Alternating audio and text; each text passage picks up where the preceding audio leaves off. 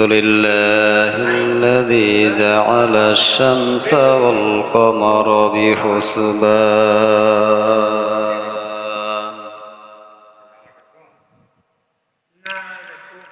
والنجم والشجر يسجدان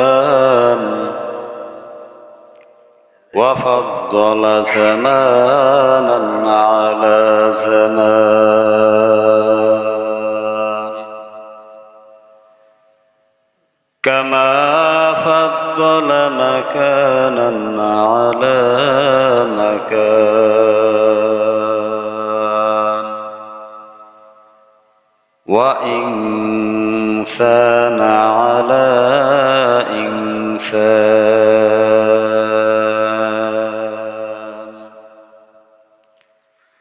وأشهد أن لا إله إلا الله وحده لا شريك له وأشهد أن سيدنا ومولانا محمدا عبده ورسوله صلى الله عليه وعلى آله وأصحابه وبارك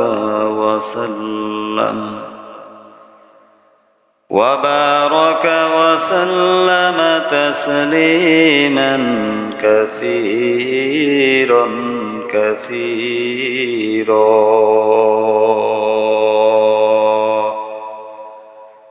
أما بعد فأعوذ بالله من الشيطان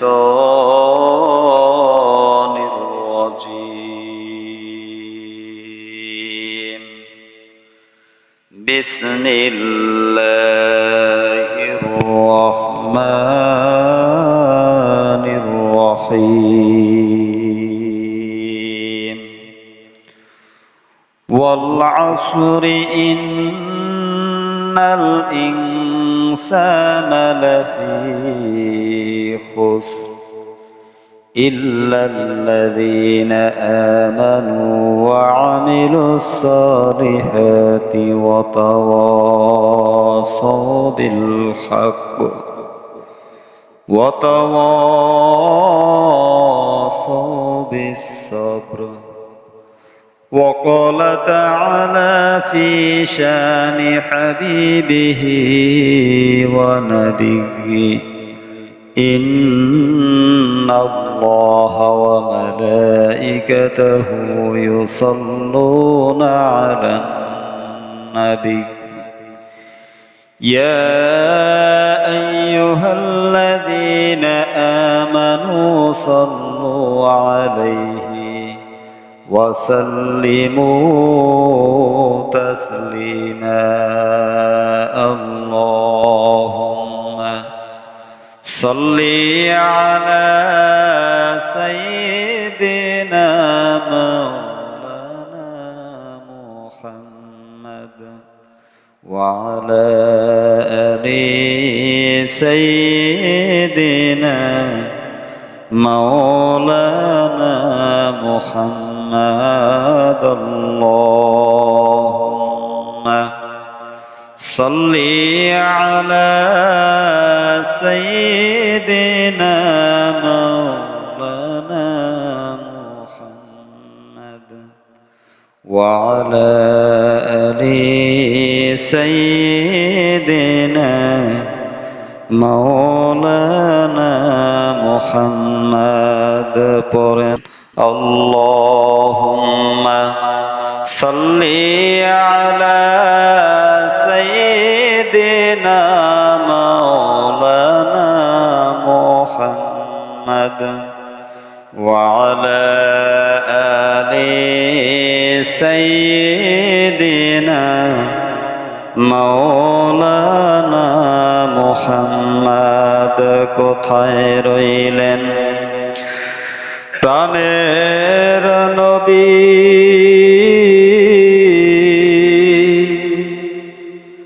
আমাদেরকে সারিয়া আপনি ছাড়া কি লাভ হবে এই ধরাতে বাসিয়া আল্লাহুম্মা সাল্লি আলা সাইয়্যিদিনা মাওলানা মুহাম্মদ ওয়া আলা আলি সাইয়্যিদিনা মাওলানা মুহাম্মদ। আলহামদুলিল্লাহ, মহান রব্বুল ইজ্জত ও জালালের দরবারে অসংখ্য শুকরিয়া গুজার করছি, যেই মহান মাওলায়ে কারীম আপনাকে আমাকে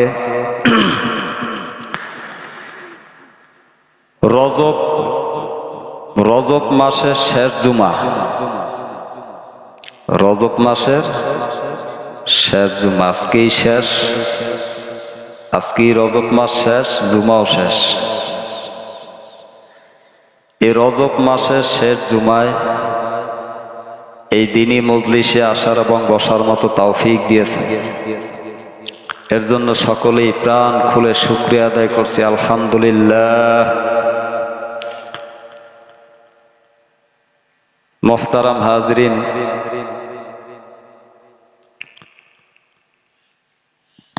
ঈমান কি জিনিস? ঈমানের যে এত দাম, কেমন দাম দেখেন।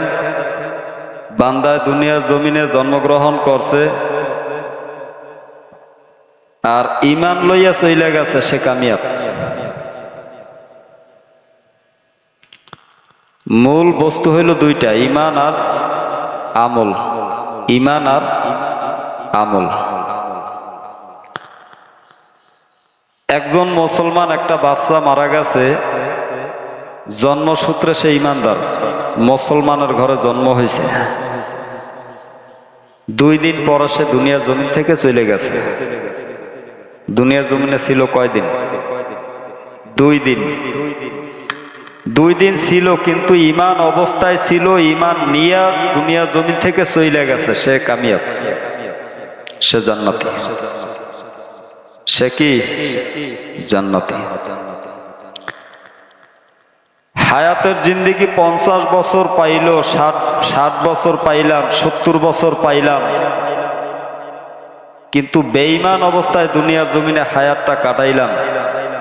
এই 50 বছর 60 বছর হায়াতের জিন্দেগি কাটাইয়া দুনিয়ার জমিন থেকে চলে গেলাম বেঈমান অবস্থায়। এই 50-60 বছর বেঁচে থাকার কোনো দাম নেই।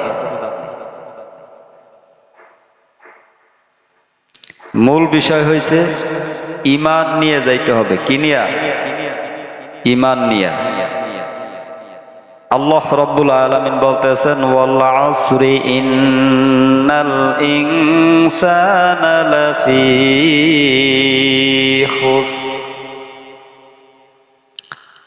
আল্লাহ রাব্বুল আলামিন সময়ের কসম দিয়ে বলতেছে, দুনিয়ার মানুষ, তোমাদের হায়াতের জিন্দেগিটুকু আসর থেকে মাগরিব পর্যন্ত এতটুকু সময়।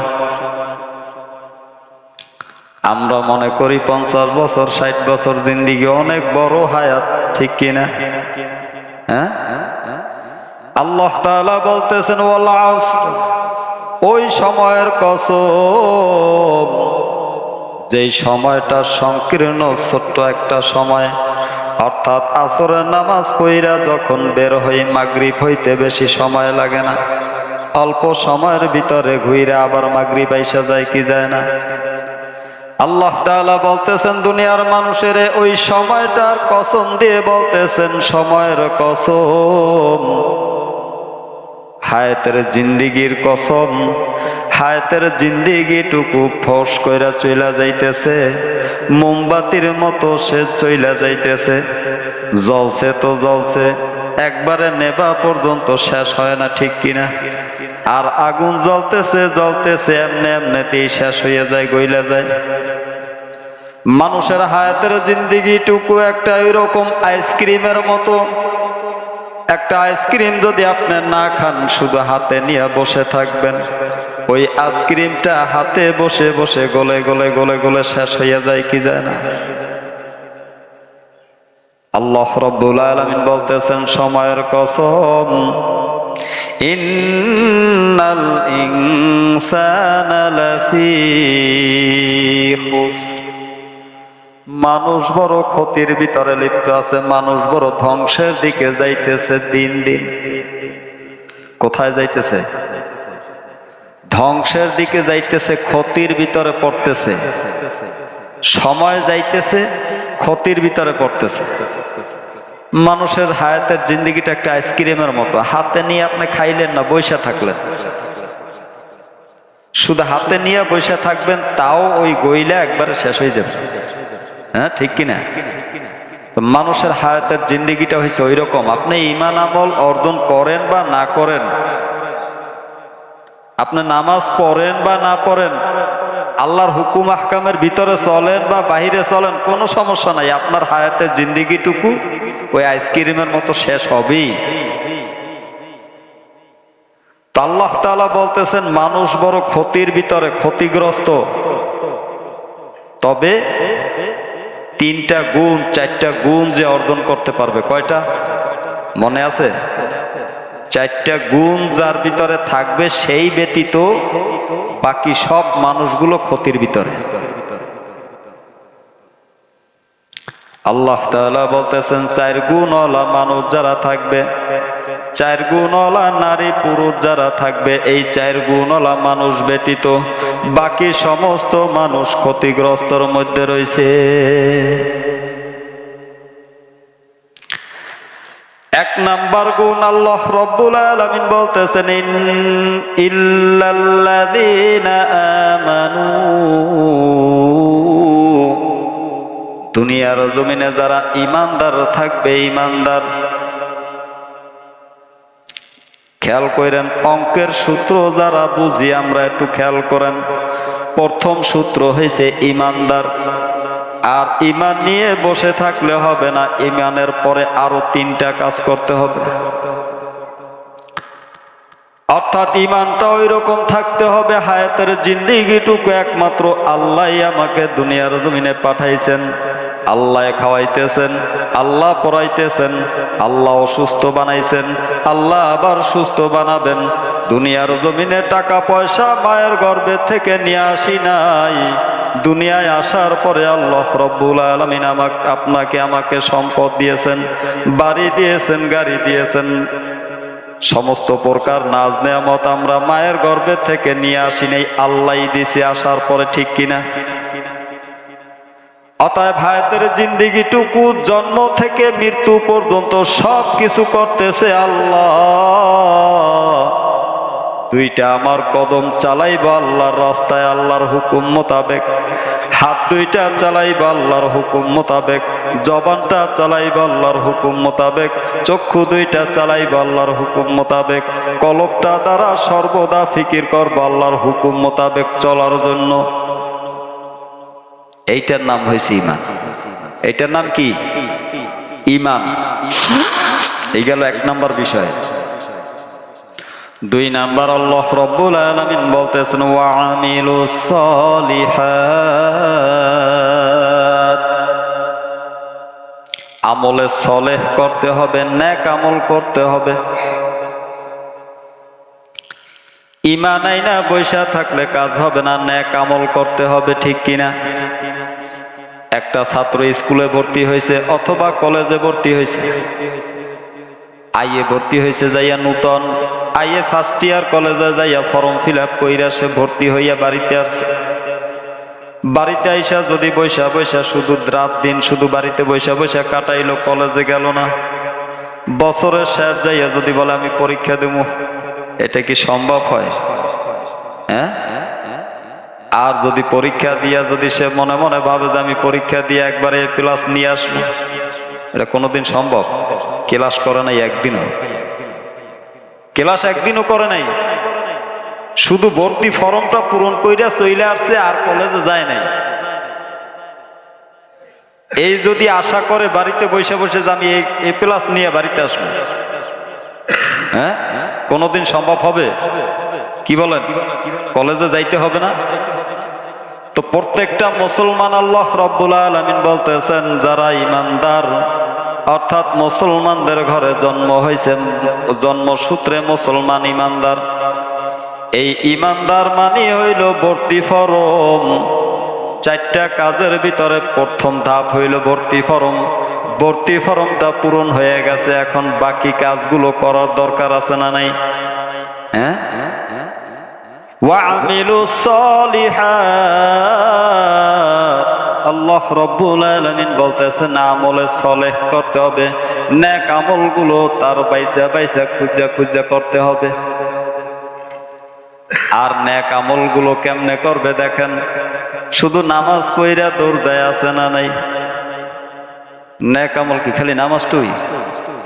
জামাতের সাথে নামাজ পড়লাম আর ফুরুত করে দৌড়াই দিলাম, আর কোনো নেক আমল নাই? আল্লাহর হাবিব সাল্লাল্লাহু আলাইহি ওয়াসাল্লাম বলতেছেন বিসমিল্লাহিল্লাযী লা ইয়াদুররু মা'a ইসমিহি শাইউন ফিল আরদি ওয়ালা ফিস সামাই ওয়া হুয়াস সামিউল আলীম। আল্লাহর হাবিব সাল্লাল্লাহু আলাইহি ওয়াসাল্লাম বলতেছেন উম্মত, ফজরের নামাজ পড়া যখন বের হবা, বের হওয়ার আগে ওই মুসল্লায় বৈশা এই দোয়াটা 3 বার পাঠ করো। কয়বার? গুরুত্বপূর্ণ আমল। ওই যে আল্লাহ তাআলা বলতেছেন ওয়ামিলুস সলিহা, নেক আমলগুলো, যেই দামি দামি আমলগুলো খুঁজা খুঁজা করা। দামি দামি আমল কেমন দামি আমল? আল্লাহর হাবিব সাল্লাল্লাহু আলাইহি ওয়াসাল্লাম বলেন, কোন মুসলমান নরনারী যদি সকালবেলা এই জবানের থেকে ফজরের নামাজের পরে ওই মুসল্লায় বৈশা, ওই জায়গায় বৈশা জবানের থেকে একটা স্বীকৃতি দেয়া যায়। কি স্বীকৃতি দেয়? সে জবানের থেকে বলবে আমি, আমার রব হইল আল্লাহ, আল্লাহকে আমি আমার রব বলে স্বীকার করে নিলাম, আল্লাহর হাবিব সাল্লাল্লাহু আলাইহি ওয়াসাল্লামকে আমি নবী বলে স্বীকার করে নিলাম, আর আমার ধর্ম ইসলামকে আমি মনোনীত ধর্ম হিসাবে গ্রহণ করে নিলাম। এই 3টা কথা বান্দা জবানের থেকে বলবে, আর সন্ধ্যা পর্যন্ত এই সারা দিনের ভিতরে যদি ওই ব্যক্তি মৃত্যুবরণ করে, কবরের সওয়ালের জবাবটুকু স্বয়ং আল্লাহ নিজে দিয়ে দিবে। এইটারে বলে নেক আমল। এইটারে কি বলে? নেক আমল।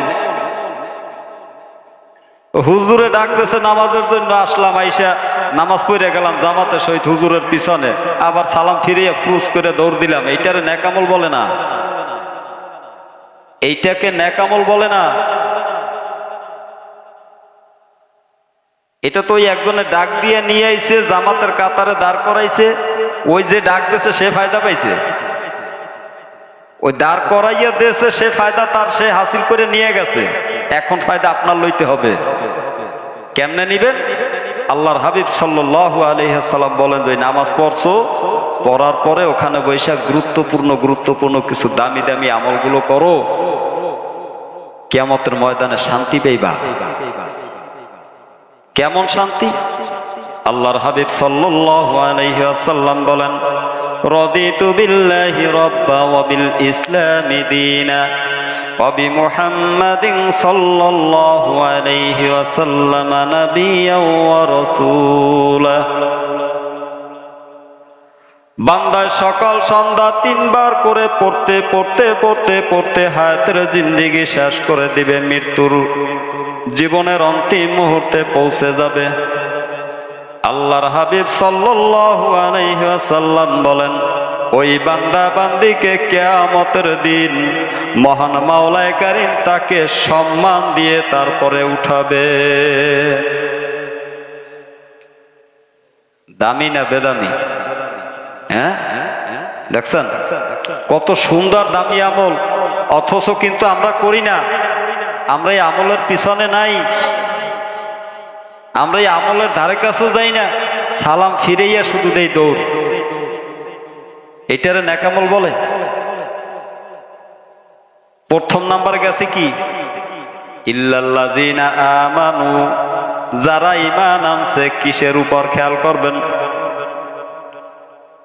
যারা ঈমান আনছে, কিসের উপর ঈমান আনবে?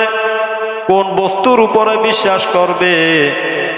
আল্লাহর হাবিব সাল্লাল্লাহু আলাইহি ওয়াসাল্লাম এই যে বলছেন, এই যে রজব এবং শাবান মাস আসলে একটা দোয়া পাঠ করতেন, আল্লাহুম্মা বারিক লানা ফি রজব ওয়া শাবান ওয়া বাল্লিগনা রমাদান।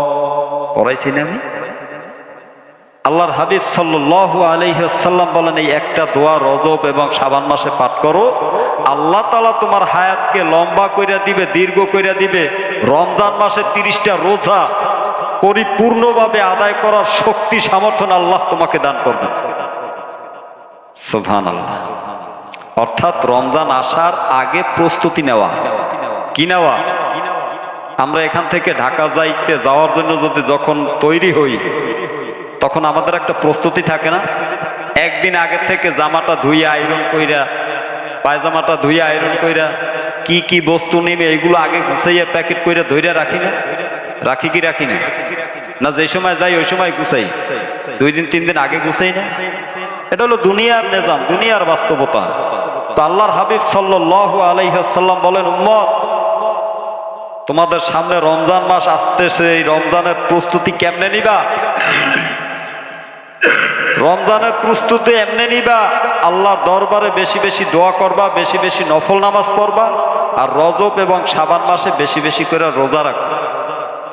সাধ্য অনুযায়ী যে যতটুকু পারো সাধ্য অনুযায়ী রোজা রাখো, বেশি বেশি করে নফল ইবাদত করো। এইটা হইল রমজানের প্রস্তুতি। সুবহানাল্লাহ। এই রমজানের প্রস্তুতি আমরা নেই না। ওই হুজুরে ডাক দিয়েছে, দৌড়ে এসে জামাত কইরা সালাম ফিরেই আবার দৌড়। এইটা তো আমলে চলে না। তাহলে বিষয়বস্তু গেছে 1 নম্বরে, ইল্লাল্লাযিনা আমানু, যারা ঈমান আনছে, যারা বিশ্বাস করছে। কিসের উপরে বিশ্বাস করছে? ওয়া আমিলু সলিহা, অর্থাৎ আল্লাহ রসুলের কথার উপরে বিশ্বাস করছে, এবং ওয়া আমিলু সলিহা, ওই আমলগুলো সে নিজে বাস্তবায়িত করছে, কাজে কর্মে করছে। তাহলে ইমানদার হয়ে বসে থাকলে কাজ হবে না? আমল করতে হবে। হ্যাঁ, এই আমল করতে হবে। আমলের উপরে জিন্দেগি উঠাইতে হবে। শুধু সালাম ফিরিয়ে দৌড় দিলাম, এইটার নাম ইমান আর আমল না। বহু দামি দামি আমল আছে। আল্লাহর হাবিব সাল্লাল্লাহু আলাইহি ওয়াসাল্লাম বলেন, এমন কিছু দামি দামি আমল আছে যে দামি দামি আমলগুলো করলে কিয়ামতের ময়দানে বান্দায় নেকের পাহাড় নিয়ে দাঁড়াই যাবে। সুবহানাল্লাহ। সকাল সন্ধ্যা বিসমিল্লাহিল্লাযী লা ইয়াদুররু মা'a ইসমিহি শাইউন ফিল আরদি ওয়ালা ফিস সামাই ওয়া হুয়াস সামিউল আলীম।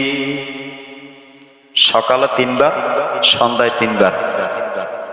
আল্লাহর হাবিব সাল্লাল্লাহু আলাইহি ওয়াসাল্লাম বলেন, কোন বান্দা বান্দি যদি সকালে 3 বার পাঠ করে, সন্ধ্যা পর্যন্ত 70 জন ফেরেশতা তার জন্য তার খেদমতে নিযুক্ত হয়ে যায়। সুবহানাল্লাহ বলবেন। 70 জন ফেরেশতা তার জন্য নিযুক্ত হয়ে যায়। শুধু তার আমলনামায় নফল ইবাদতের সওয়াব লিখতে থাকে। আর চতুর্দিক থেকে কখন আবার বিপদ আসে নাকি, কোনো বালা মুসিবতের ভিতরে পড়ে নাকি বান্দায়, এইটা তাকে দেখে রাখে, হেফাজতের ভিতরে রাখে। সুবহানাল্লাহ। দামি না বেদামি? এই কথার উপরে বিশ্বাস করা, বিশ্বাস কইরা এর উপরে আমল করা, এইটাকে বলে ওয়া আমিলু সলিহা। এরপরে রজব মাস আসলে পরে, একটু আগে যে দোয়াটা পড়াইছি, আল্লাহুম্মা বারিক লানা ফি রজাবা ওয়া শাবান ওয়া বাল্লিগনা রমাদান। কেমন একটা দোয়া দেখেন। আল্লাহর হাবিব সাল্লাল্লাহু আলাইহি ওয়াসাল্লাম বলেন,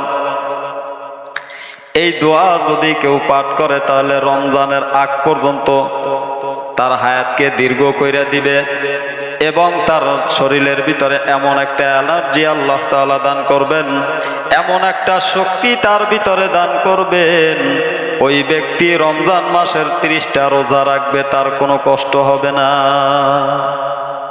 মুফাসসিরিন ইকরাম বলেন এমন একটা দোয়া, এই দোয়াকে মুফাসসিরিন ইকরাম বলেন হায়াত বাড়াবার দোয়া। কি বাড়াবার?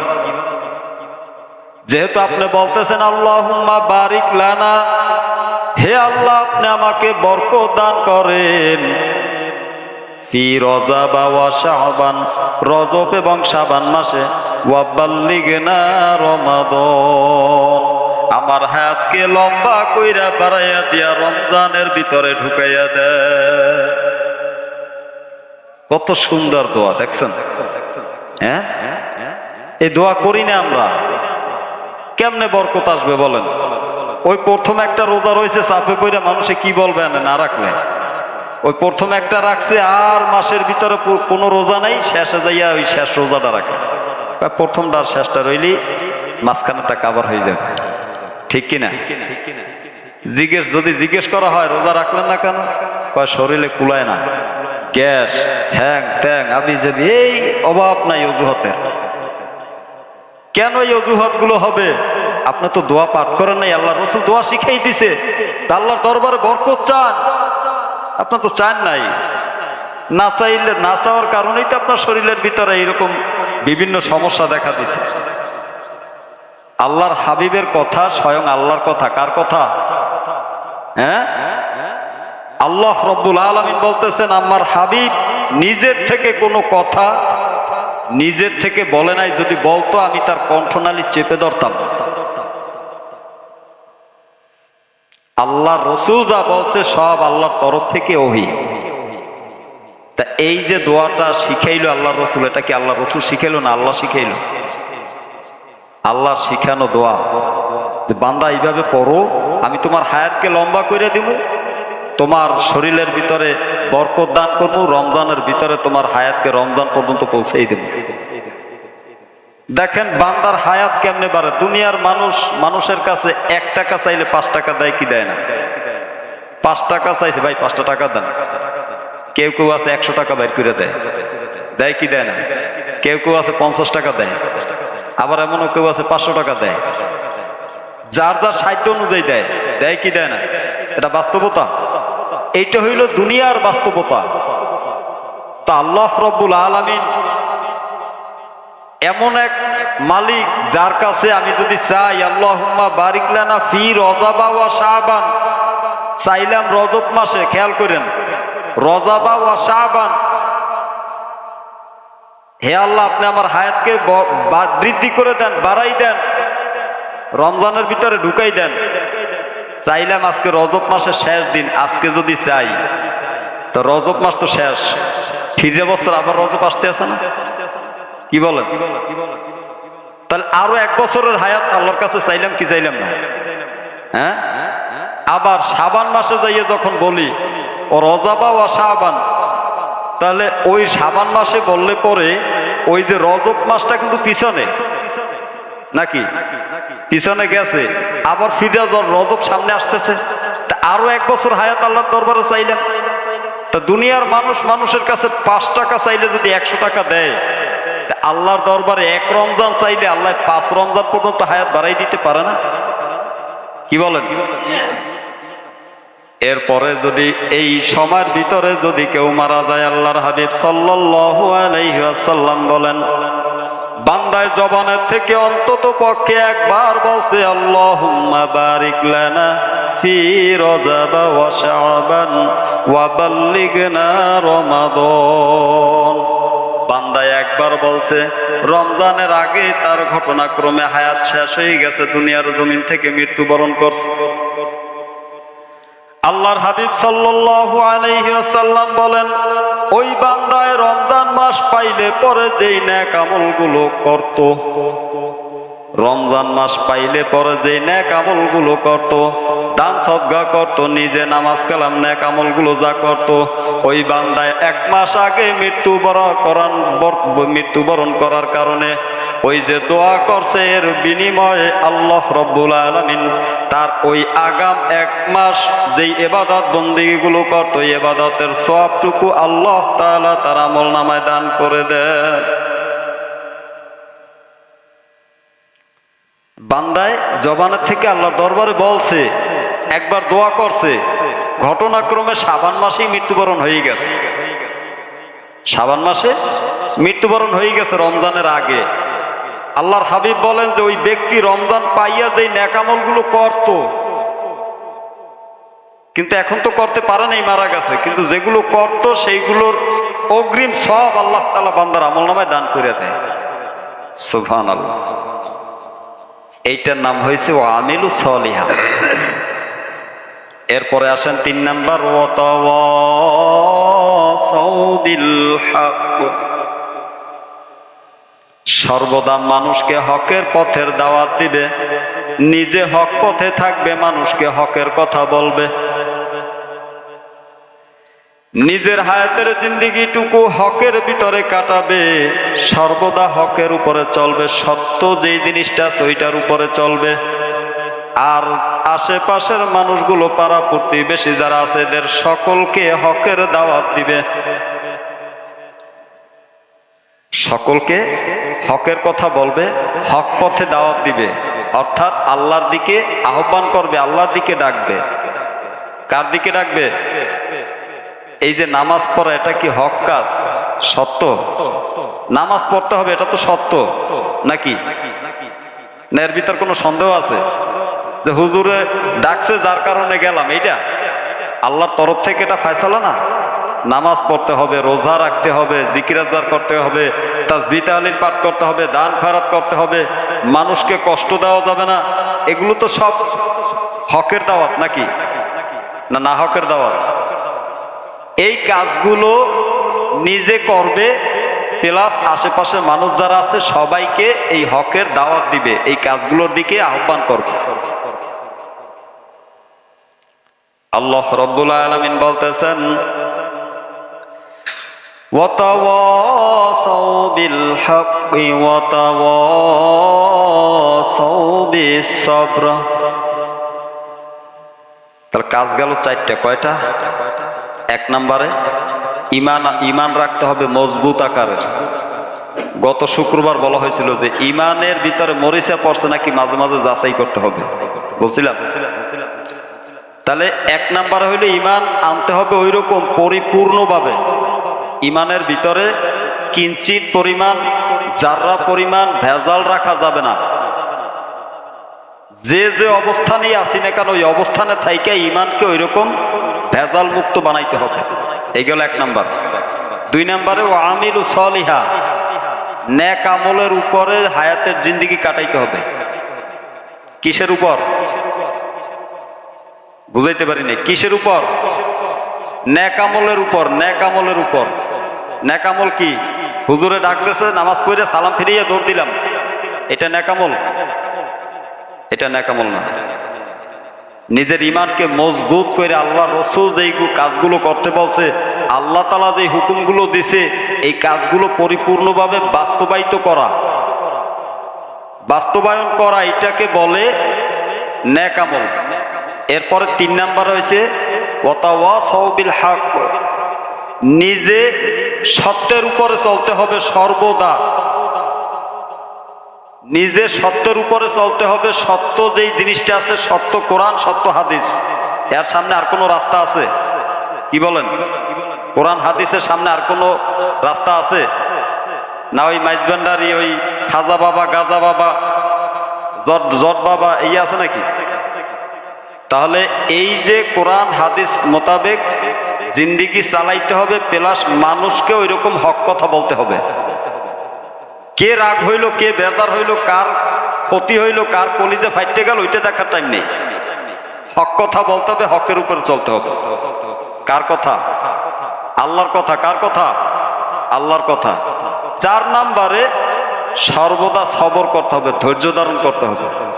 কি করতে হবে? ধৈর্য সহকারে। এই যে সব সবর কথাটা শেষে বলছে কেন? মুফাসসিরিনে কেরামের তাফসীর কারকগণ ব্যাখ্যা করছেন এই যে 1 নম্বরে ইমান, 2 নম্বরে নেক আমল, 3 নম্বরে হক পথে চলা। এই 3টা কাজ করতে হইলে একটা জিনিস লাগবে, সেটা হইল সবর, ধৈর্য। সেটা কি? ধৈর্য। ধৈর্য ছাড়া আপনি ইমানদার হইতে পারবেন না, ধৈর্য ছাড়া আপনি নেকামল করতে পারবেন না, ধৈর্য ছাড়া আপনি হক কথা বলতে পারবেন না। ধৈর্য লাগবেই। লাগবে কি লাগবে না? আপনার সামনে এমন ইবলিস, এমন সুন্দর রমণী আইনের সামনে দাঁড় করাইছে, একটু একটু তাকাই দেখ কি সুন্দর, এর সামনে আর কোনো মাইয়া দুনিয়ায় নাই, ইবলিস আইনে দাঁড় করাইতেছে। এই যে ইমানে, আপনার ইমানের ভিতরে মরিচা লাগাই দিতেছে, এইটারে কন্ট্রোল করতে হইলে ওই যে 4 নাম্বার বিষয়বস্তু সবর লাগবে, ধৈর্য। কি লাগবে? ধৈর্য লাগবে। এরপরে 2 নাম্বারে ও আমিলু সলিহা, নেক আমল করতে হইলে ধৈর্য লাগবে। ইমামের একটু তেলাওয়াত লম্বা হয়েছে, পিছনে ভাই মিস কল শুরু করে দেয়, আছে না নাই? মিথ্যা বললাম? আবার ইমাম ছাড়াও নিজে নামাজ পড়তে আছে, শুধু ওই কাকের মতো ঠোকরায়, ধামধুম মাইরে দৌড় দেয়। ধৈর্য নাই, সবর নাই, তাড়াহুড়া, আছে না নাই? আমল করতে হইলেও ধৈর্য লাগবে। এরপর 3 নম্বর বিষয়, হক পথে চলতে হবে, মানুষকে হকের দাওয়াত দিতে হবে, এর ভিতরও ধৈর্য লাগবে। কি লাগবে? একজনকে আপনি দাওয়াত দিতে গেছেন, ওই লোকটা বইলেই ফেলাইছে, সারা বছর নামাজ কালাম পড়ে নাই, এখন মুসল্লি হয়ে গেছে, এখন সবাই ডাকাডাকি শুরু করছে। এই কথা বলার পর আপনি ফিরে যাইতে পারবেন, আপনার আবার যাইতে হবে এই জায়গায়। ধৈর্য ধারণ করতে হবে। কি করতে হবে? ধৈর্য ধরতে হবে এবং নিজের ওই হক পথে চলতে হবে, যে এইটা হক রাস্তা, এইটাই আমি ধরছি, এই রাস্তায় আমি চলবো। এই রাস্তায় চলার জন্য নিজেকে ধৈর্য লাগবে। আল্লাহ হইল মহাজ্ঞানী। আল্লাহ কি? মহাজ্ঞানী। তাই বিষয়বস্তু পাইলাম 4টা। কয়টা? ইমান, নেকামল, হক পথে চলা, ধৈর্য ধারণ করা। ধৈর্যের আগে 3টা বিষয়বস্তু অর্জন করতে হলে ধৈর্য লাগবে। বুঝাইতে পারছি? ওয়ামা আলাইনা ইল্লাল বালাগ। আসসালামু আলাইকুম ওয়া রাহমাতুল্লাহ।